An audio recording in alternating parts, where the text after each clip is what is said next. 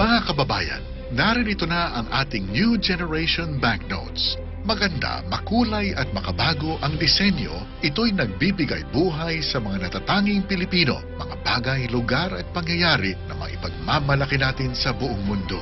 Ginawa ito ng Bangko Sentral ng Pilipinas na may bagong security features bilang proteksyon laban sa counterfeiters.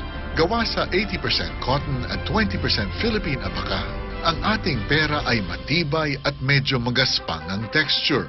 Masasalat din natin ang embossed prints. Ang serial numbers naman ay papalaki. Meron din mga security threads at fibers. Sa watermark naman ay maaaninag ang mga larawan at halaga ng pera. May security patch din na nag-iiba ang kulay sa 500 at 1,000 pesos. Ang ating bagong perang papel, ating ingatan. Taglay nito ang mga simbolo ng ating bayan, makulay, makabuluhan at makasaysayan.